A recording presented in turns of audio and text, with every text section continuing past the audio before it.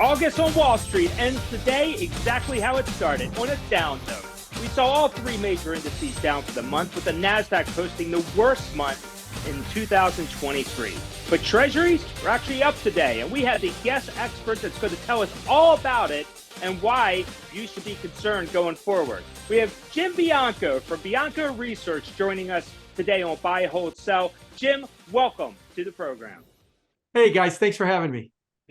Absolutely. And with me, obviously, is Tobin Smith out in Park City, Utah. He is vacationing, but we did manage to pull him into a studio today. So I got to start. I wouldn't miss a moment to be with the great James Bianco. And I would just like to say, in the 100 times I've seen him on CNBC, Bloomberg, everywhere, it's the first time I've seen him freaking smile. So I love it. By the way, this is an exclusive too, because this will be a headline news when this goes out. Yeah. Absolutely. Jim, I know you, with the research company, you're founder and president. You really are catering to that institutional set. It's very highbrow, very cerebral. Can you give the audience just maybe a brief 2-minute explanation of what your firm does? Yeah, we are a macro research firm, which means that we look at the big trends in the markets. We look at the big trends in the economy. We look at even political trends from time to time. We comment on, things from Federal Reserve policy to technicals in the market, to the fundamentals of some of the economic data, and try to provide insight as to where that's going to go. That type of analysis tends to lend itself more towards the fixed income crowd than the equity crowd. So predominance of our investor or clients and our fixed income investors, although not all. I mean, we have a fair number of equity investors too. Okay, that's a great Todd, I'd just like to add in that many times our audience or any audience doesn't quite realize that the stock market is this big and the bond market is this big. Probably what now, Jim? 100 times larger the total bond market than the stock market? It depends on how you define it, but it definitely gets bigger. And, something else a lot of people don't realize about the bond market, how much money do you need to manage $1 billion in the bond market? None. It's all leverage. You can leverage the bond market to infinity. And you could call Goldman Sachs. I could say, hi, I'm Jim Bianco. I'd like to buy $1 billion worth of bonds. Oh, you're Jim, done. Do I actually need any more than $1? Not necessarily. Equity market, you need at least to have $500 million to buy $1 billion worth of stocks. So there's a lot of leverage in the bond market as well too. You make a great point. And again, I know Rick Santelli and other guys who are bond mavens. Rick will never say that on CNBC because his entire rap is, a basis point, 1/100th of a percent, But the days that I see yields, just explode means that somebody was, wrong the wrong way, and they had to close out right then, and they went to 120% leverage, which is a no-go. People don't quite understand why it's so volatile, and you nailed it on the head. I want to ask you the first question, which is, we have obviously now gone out of the zero interest rate world, and now 550 basis points later, blah blah blah. But nobody talks about the fact that we also had the quantitative easing. Did I say eating? Quantitative easing for 12 years, and all of a sudden we reversed that, and now we're putting $1 trillion or selling to $1 trillion or $2 trillion. Why isn't the bond market higher yields? I don't understand. Well, let's talk about where the bond market is. I mean, the metric that bond investors use is total return. That is the coupon that you get plus the price change. And in 2022, that was the worst year in recorded history. It was a disaster for the bond market largely because not only did prices go down, but you had no coupon cushion to start the year with anyway. This year's a little different because there is a coupon. You're getting 5%. So if prices go down 5%, you get a 5% coupon. You wind up with a zero return. Last year, prices went down 5%. You had a 5% loss. So it's a much different year. But so the bond market has been struggling quite a bit. Now, I'd argue that what the Fed has been doing with quantitative tightening is they've been reducing their balance sheet by $95 billion a month. Now, how do they do that? They got a $7.5 trillion balance sheet. Yeah. They have over $100 billion worth of bonds that mature every month. They just buy whatever matures, they buy back less $95 billion. So they're not selling. They're not selling anything. They're just buying back less. So what the bond market is suffering from is the loss of a buyer. And rates and on a total return basis, the bond market on a total return basis, worst year ever, just from the loss of a buyer. We actually haven't had any selling. And by the way, I think the Fed is happy with what they've been doing so far because it's kind of in the background and it's running, and they like the idea that they're reducing their balance sheet. They've always been uncomfortable with this gigantic bloated balance sheet, owning 25% of the bond market. It's what the Fed did. They want to get it down. They want to get it down without as little disruption as possible. And for the moment, they've been accomplishing that. Well, so hold it. That's a great explanation. Todd, go ahead. Toby, a quick question for you though, Jim.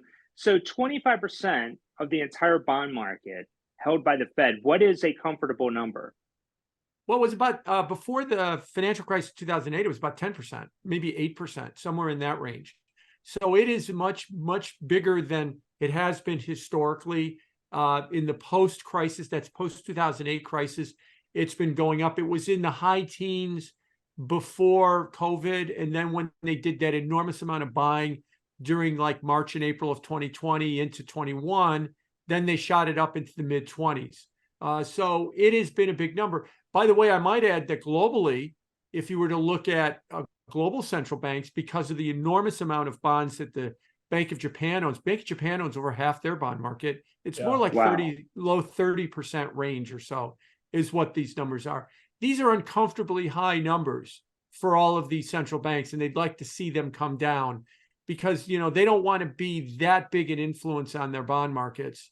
But unfortunately they are, which is why we obsess about, you know, what Chairman Powell says and what Christine Lagarde says so much, because, you know, they are the new bond kings. You know, it's not Bill Gross or Jeff Gundlach anymore. Bill it's the Gross, central bankers. I love it. Don't tell Bill Gross that, by the way. That'll piss him off. Oh, I think he'd agree with that the central bankers are the true bond kings. Yeah. Hey, Jim, so you've been putting out numbers that you see the 10% at the 4.5% to 5% rate. What's the analysis behind that? I'm sorry, which numbers are we referring to? I was just reading off a quote you had on CNBC that you said that you were seeing the 10-year stabilize at 4.5% to 5% yields. Yes. So simple analysis, you know, let's take it the way that the Fed looks at it. The Fed, you know, Chairman Powell spoke in Jackson Hole last week. The first sentence that he said, or maybe the second sentence was, we're strongly committed to our 2% inflation target and we will get there. And then the rest of the speech was a forensic analysis of, you know, various parts of CPI and stuff like that. But we call it a nothing burger, by the way, Jim. Right. I would have liked him to make the argument to me as to why do you still think 2% is still the target? Now, the reason I bring that up is I believe, we could delve into this. Yeah. 3 to 3.5%, 3 to 3.5% is the new target for inflation, not 2. That's a big difference. Why? Because the Fed You're a heretic, Jim. You're a heretic. Right. Well, I know. Well, I talk to so many people that invest in AI and invest in, you know, zero DTE or daily options that, man, if it doesn't move 85% in 4 minutes, it might as well be a money market fund. Right. You know, but you know, so if you're talking about 3% inflation world, the Fed has already told us that means that the neutral funds rate is 3 to 3.5 to 4. In a normalized environment for the yield curve, when it gets back to 150 basis points, that means the fair value of the 10-year note is 4.5 to 5%. We're at 4.10. We're not near fair value. Yeah. This rise in rates that we've seen hasn't even gotten to fair value yet, on the assumption we are in an elevated inflation world. Now, most of Wall Street doesn't believe that assumption, that we're in an elevated inflation world. Most of Wall Street has been dead wrong on everything they've said about inflation for the last 3 years. But, you know, why let an 0 for 50 streak at the plate matter? Put me in the 4-hole and let me hit again, coach. I'm going to get a hit this time. Yeah, I know. Go Cubs. Yeah, Jim, when I mean, there's so many parts of this inflation part. The one that I'm still stuck on is that when you look at CPE or CPI for that matter, but the Fed looks at CPE, shelter PCE. cost is still PCE. about 40%. PCE, Toby. Yes, I'm sorry, of the calculation. And one thing that, one thing in theory was if a mortgage is 7.5% today and it was 3.5% 3 years ago, the person's not going to sell their house and therefore we have nothing on the market, et cetera. Well, when you raise these rates that way, wouldn't you have a formula that would sort of say that the actual available homes for sale would go down and therefore, prices would go up, which would F up, that's my technical term, for the whole shelter part? But can't you, 115 economists there, for Christ's sake. Nobody had a formula that said this? Well, they did, and yes, you're right. When rates went up, the golden handcuffs, as they're calling it, is who would have ever thought that a 3 or 4% mortgage is now a handcuff? Because nobody wants to sell their home with a 3 or 4% mortgage, because then you got to buy another home with a 7 or 8% mortgage, and you're going to have a 40% higher monthly cost, assuming that you bought a house for the same value of the house that you sold it for. By the way, just as an aside, the fix for that is assignable mortgages, where you could actually sell your home and your mortgage with the home. My mortgage is 3%. So Toby, you buy my home, you give me the down payment, take over my mortgage. Is basically that's what an assignable. We don't have them, but they're talking about assignable mortgages. Well, that's interesting. For instance, Canada, there is no such thing as a 30-year mortgage. 5 years, the largest. Most of them are 1 to 3 year. Europe certainly doesn't have 30-year mortgages. God knows Japan, you can have a 50-year mortgage because everybody's going to live to 110, so they got to have some time there. Right, but the average mortgage in Australia is 3 years. Yeah, I say Australia's the same thing, and those prices are cray. But just sort of getting back to the bond and the stock market, we reasonably say that if you actually are an analyst who does discounted cash flow analysis, and actually the numbers matter, that when risk-free interest yields go higher, let's say to this 5% level, then if I'm buying a growth stock whose net present value I'm discounting out 15 or 20 years, those equities should be lower because the risk-free number is higher. But yet we completely disregarded all that for 3 years, 5 years, 10 years, because we had this zero rate stuff.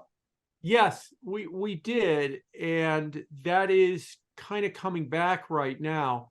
When you talk about that discounting mechanism, that was a big story last year. Yeah. With a lot of why was the NASDAQ down so much? The fancy term we use is that those were long duration stocks. What's a long duration stock? It's a company whose cash flows are big, way off in the future. That's a growth stock, as opposed to a cyclical stock whose cash flows are big right now. And when interest rates go up and you start discounting those future cash flows, it hurts those companies. That's why the NASDAQ was down so much last year. Well, then that got superseded by 2 letters, AI, and everybody got all excited about AI, and none of that stuff matters anymore.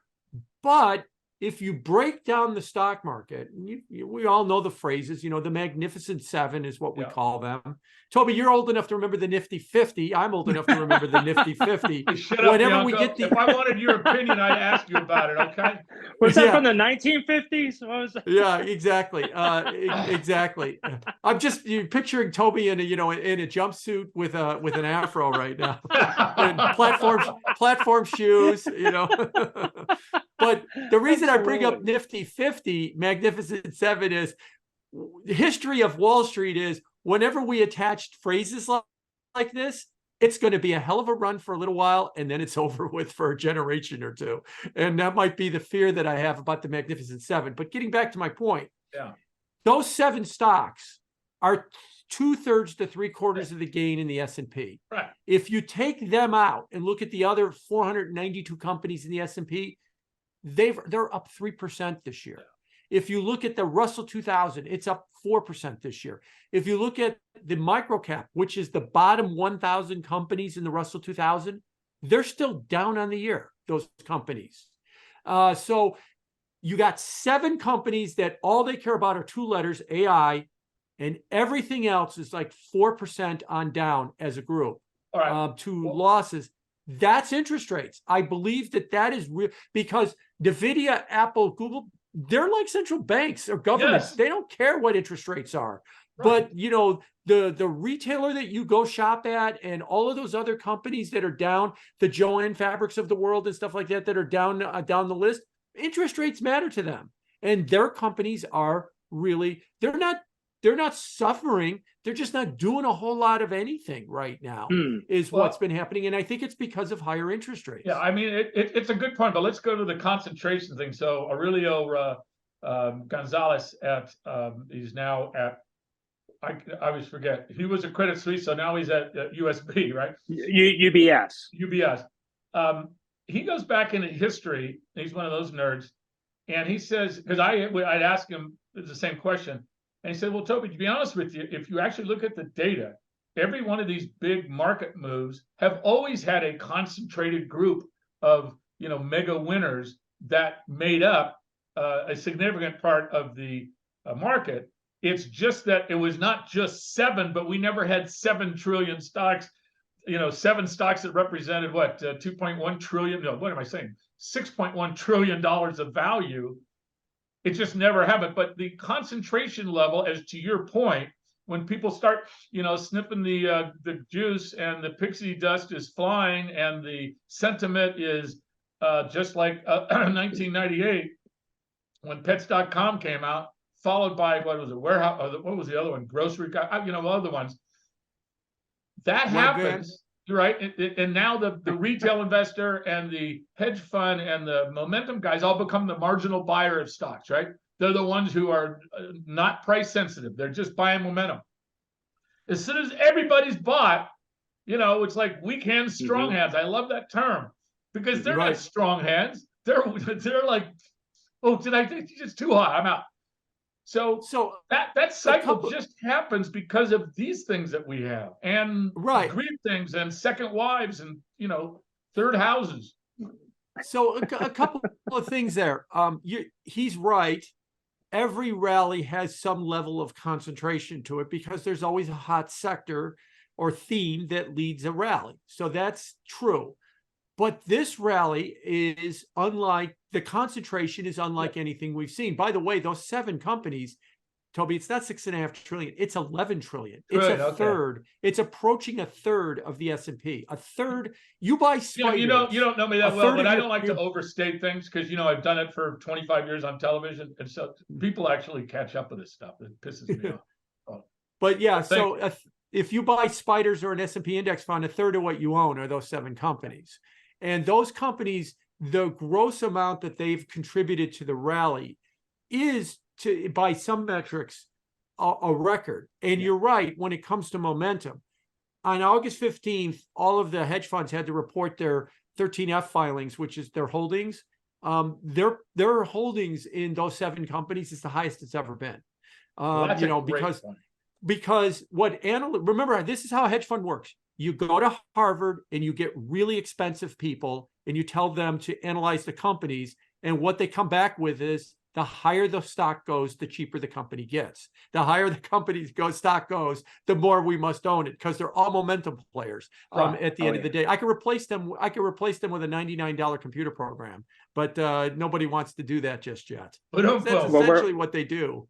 We'll start an ETF. Believe me, they've already been started. Yeah. Absolutely. Well, listen, let's leave it there, guys, on this block. It definitely ran over, but I do want to come back after the break with Jim and ask him, really, I want you to touch on that 3 to 3.5% target, but I also want to get your thoughts on tomorrow's jobs report, because that's going to be an exclusive that you're not going to get on all the other channels. But with us today on Buy, Hold, Sell, we have Jim Bianco, founder and president of Bianco Research, and we'll be back right after the break. Please stay with us. I mean, yeah, let's talk about today when we go topics. Roll it down. I am. You don't need a car to listen to Sirius XM. You can listen anywhere. You know that, right? What? Kevin Hart's Laugh Out Loud Radio. Kevin, you could use your phone. What? What? Alexa, play Kevin Hart's Laugh Out Loud Radio on Sirius XM. What? This is how I know you're getting old. I guess that was it. What?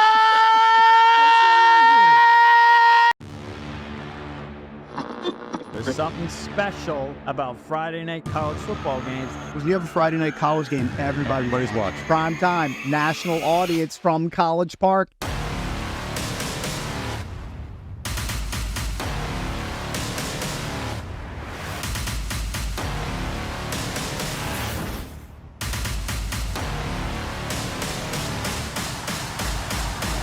Friday night in the shell, nothing better. What does it mean to be a leader? It's taking my first solo flight. At the University of North Dakota, we lead our own way.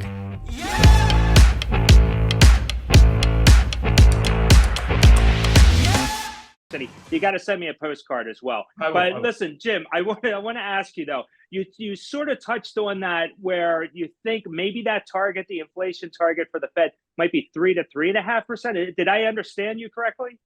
Yes, you did. And I would like Chairman Powell to explain to me why he still thinks 2% is an achievable goal. And what I mean by achievable is I mean long-term. If you crap out the economy, sure, you'll get 2% inflation, but then when it recovers, it'll go up. So what are your thoughts? Jim, hold on, Toby. Here's the follow-up, though. Do you think we can hit 2%? Not in this cycle. Let me back up and explain what my premise here. The most important economic event of our lifetime, and our lifetimes go back a while here, was 2020. It was shutting down the global economy and restarting it. Coming out of that, we have got major changes to the global economy. Changes, not dystopian, changes. Yeah. The biggest one that we're all aware of is remote work.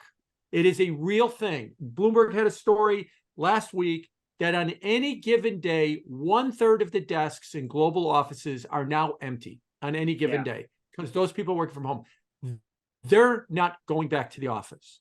This changes things. You and me and everybody else, we were home 2 days a week before the pandemic, Saturday and Sunday. Post-pandemic, we're home Saturday and Sunday, and probably 2 days work from home, 3 days in the office. I've doubled the amount of work time I'm at home. You know what that means? My lifestyle, my consumption basket, my outlook has fundamentally changed. Ask the retailers. They are still struggling with inventories and what to put on the shelves. What does a consumer want in 23? It ain't what they bought in 2019 because they live a different lifestyle now because they're home 4 days a week, not 2 days a week. The supply chains have to change because of that. Supply chains are and now I know this is controversial, they're brittle. They're very brittle. It's difficult to change. If you are a retailer and you say, hey, I need more red sweaters, less green sweaters, no problem. You'll have them next week. But if you are a retailer and say, I don't need sweaters at all, I need more pants, and I need you to deliver them to Charleston, South Carolina's port, not Los Angeles port, the supply chain tells you 3 years to make those changes. And that's what we're undergoing right now with the supply chain. And so all of that friction is leading to higher costs. Yeah. It is also part of the reason why probably the story that doesn't get enough coverage is what's happening in China. In December, China opened up. They ended zero COVID. They used to weld doors shut in China and not let people out of the house. Well, they opened them up, right? And everybody said, this is it. The China economy is going to boom.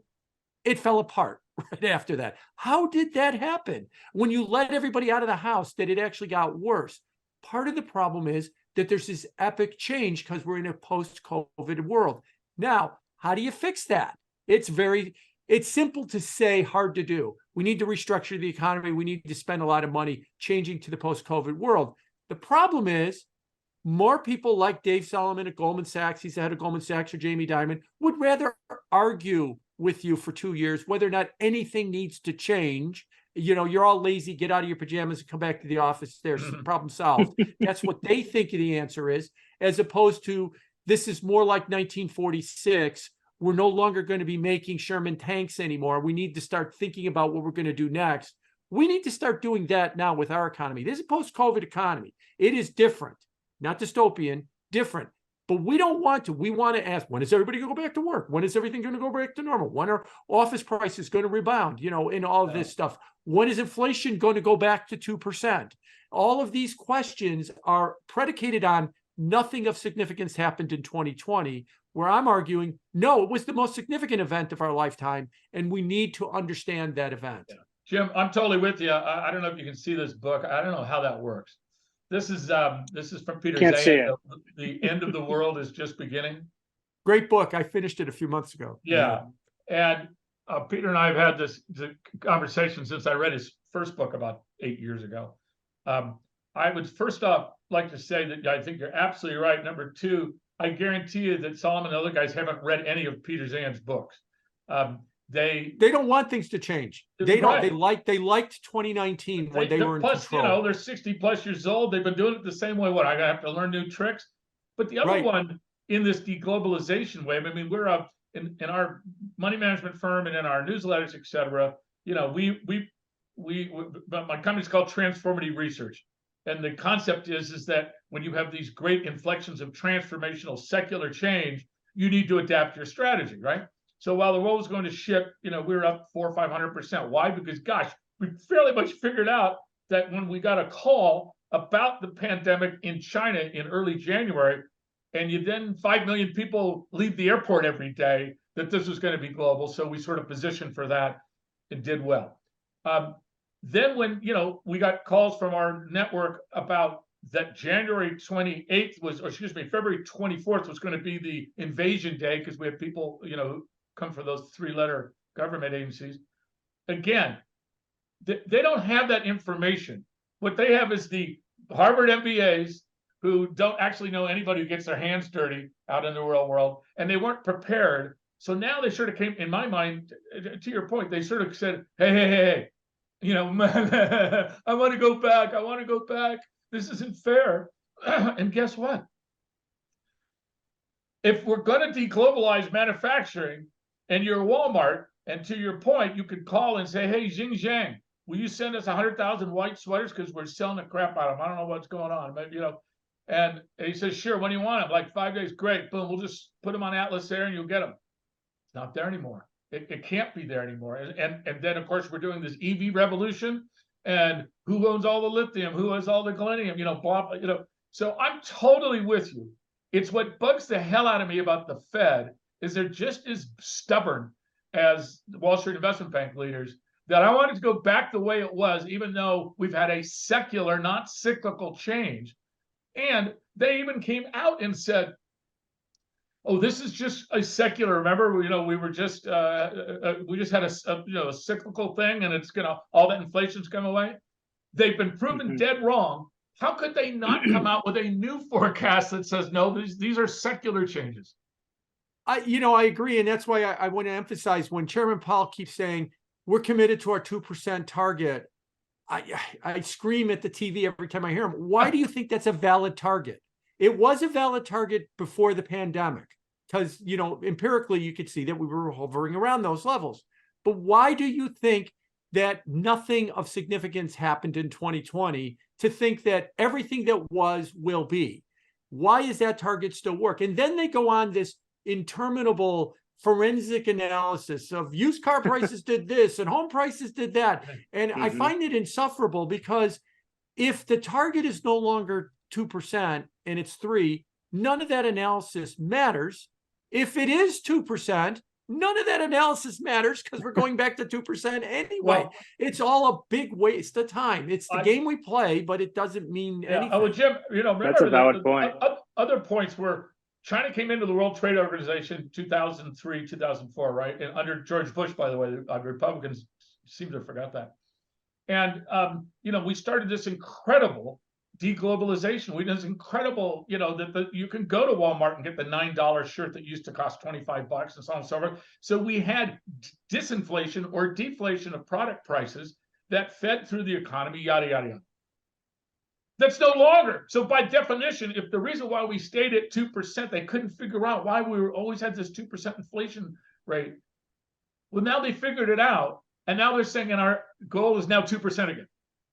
And I'm with you. I'm in that same camp. Yeah. Number one, and then finally, Todd, I'll quick. Yeah, go ahead. The argument always on the other side is that, well, if they say they're going to 3%, then the bond market is going to lose itself. They're going to take a crap because their formula says it's going to be 2%. How do you respond to that, Jim? Well, first of all, Chairman Powell has made it very clear they're not going to change their target to 3%. Yeah. They lose all credibility. So that is not going to happen. But if they did move their target to 3%, then basically what they would be arguing is the bond market would, or the stock market wants to believe, oh, good, now they're done. And then they could cut rates because they're pretty close to that target of 3% or so. I mean, that's the argument that they would try to use. But, I'll just come back to, he's made it painfully clear. You can argue that the new target is, I think that the new reality is 3%. The Fed still thinks the reality is 2%. And that's really what needs to be answered. But he's made it clear they're not moving that target. They are just not going to do it in this environment right now. Well, do you see that? Hold on, Governor Todd. They didn't allow me. They told me to get lost. So, and I think Bianco's now lost his chance to be a Fed governor too here. So, did you know I interviewed to be a Fed governor in 2019? Right. I'm sorry. Well, what's that? I said, did you know that I went into the White House to talk to National Economic Council Larry Kudlow at the time in 2019 to interview for a job as the Fed governor? Oh, well, they missed their chance as far as I'm concerned, Jim. They missed their chance. They took Judy Shelton instead of me, and then she didn't make it through Congress. However, your forehead would be about 5 inches flatter from you just hitting against the wall every day. So, You're a Cubs fan, so Congress would have let you through, really. Right. A quick question though: do you see the Fed cutting rates next year, especially in a political year? No, because the Fed only cuts rates the last 3 cycles. They cut rates, and Toby told me I could say this. Yeah. They cut rates when everything is falling apart and people are shitting their pants. Yeah. That's the only time they cut rates. The 2 times in the 90s that they said, okay, mission accomplished, we cut rates. The stock market was up 40% in 95. And then in 96, Greenspan started talking about irrational exuberance. And they did it in 98. And the NASDAQ was up 85% the next year. The Fed will not cut rates because they've achieved their goal. They will hold for that. They will hold at that higher level until the shit hits the fan and then they panic. That's the only. So what I've said to people is the worst time to own stocks is when the Fed is cutting rates because everything's hitting the fan and they're trying to stop it and they can't. Now I've said that, remember, they're not cutting rates now. Yeah. So I don't understand this argument. Wall Street is trying to tell the Fed, please destroy my portfolio by cutting rates next year, because that's the only way they cut rates is when things are going bad. So I don't think they're going to do it because I also don't think we're going to have a recession in the next year. But if we have a recession, then they'd cut rates. One of the reasons I don't think we're going to have a recession is I actually think we had the recession a year ago when we had the 2 negative quarters and the 20% correction in the stock market. Then we had everybody writing op-eds in the Wall Street Journal saying that wasn't a recession. Actually, that was. And this argument that the recession is around the corner, actually it isn't. Now that I've said that, people get, does that mean then that we got 8 years of rally in the stock market? No, you can have corrections all the time in the stock market without a recession. But I think that no recession from this moment forward means strong demand, which means pushing inflation towards that 3%, pushing the 10-year towards 5%. Jim, I'm gonna send you a report what we did this year, because I was trying to get my head around this, and finally when I sort of did the math on the fact that first off, there's 63 counties in the United States that produce 73% of GDP, so that is a huge keeps the ballast going, and then we have about 3,500 counties just to put that number in perspective. Yeah. And then we have about 93 million people and about 78 million households that are getting monthly checks, either from Social Security or their pension plan or 401ks, which their parents never had, yada, yada, yada. And when you put all that math in there, that to me is the guardrail of the U.S. economy that we never had before. And again, the 115 economists at the Fed haven't figured that out. I did it, and I asked Google.com to figure it out for me. I mean, it's not that hard. Right. Yeah. So the final question, Jim, before we end the show, I have to ask you about tomorrow's jobs report. I still can't figure out how the BLS can actually come up with the actual number, considering the month just ended today, and they're going to report it tomorrow at 8:30 Eastern time. But consensus right now on Wall Street is plus 170,000 jobs. What's your number? So the reason that they could come up with the number tomorrow is that the survey week is the week of the 13th. So they did the surveys. Remember, the payroll report is a survey. They call 60,000 businesses and ask them how many people they employ. They did it the week of the 13th. That's why they could come up with the number. You're right. The consensus is 170,000.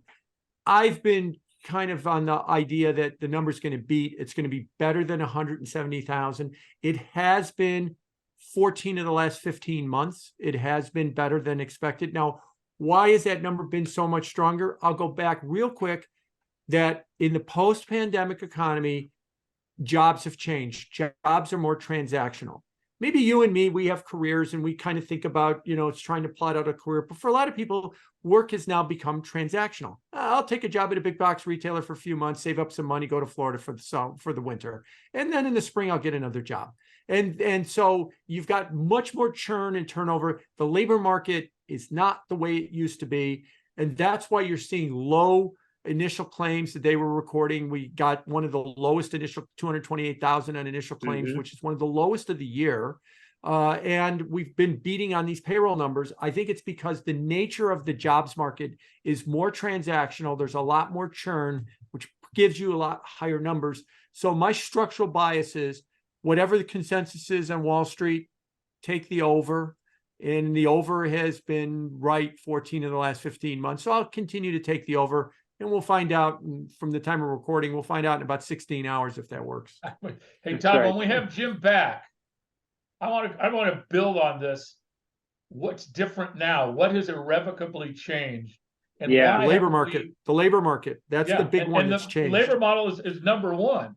All right, number two, we still have 1.5 times more, jobs than people. And no one's talked about the demographics. No one's talked about the 15,000 boomers turning, 50, 65 or 70 every day until 2032. That's another show. About the low infertility rates. They're all running for the Senate, right? Isn't that what we have to worry? Isn't that right, they're all running for the Senate? We have a guy who has a freaking, spasm every 2 weeks. Right.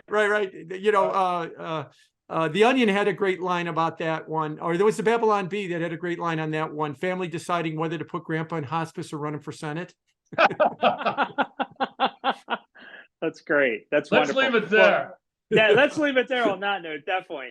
So that was very good, actually. So thanks again, Jim Bianco. You've been wonderful, a wonderful guest, great conversation. We thank you so much for joining us today on Buy, Hold, Sell, and we definitely would like to have you back sometime soon. I enjoyed it anytime. Guys. Thank you. All right, awesome. Fantastic. All right, well, listen, thanks again for joining us to everyone out there, and have a great Labor Day weekend. We'll catch you next time. Next week, we have Katie Stockton is going to be joining us as our featured guest, and we'll get a little bit further into interest rates with her as well. So thanks again, and we'll catch you next time. Take care. Buy, Hold, Sell, brought to you by Crosscheck Management. I want you to smash that like button.